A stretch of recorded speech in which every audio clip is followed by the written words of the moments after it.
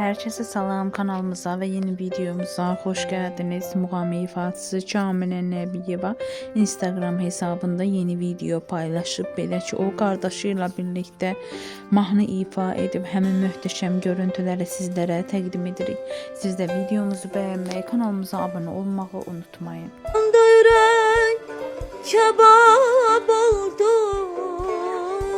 gül bahçamda, güller soldu, yandı yürek kebab oldu gül bahçamda, güller soldu.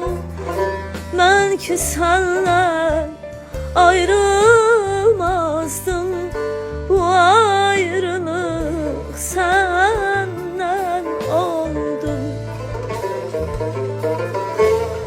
Ben ki senden ayrılmazdım, bu ayrılık senden oldu.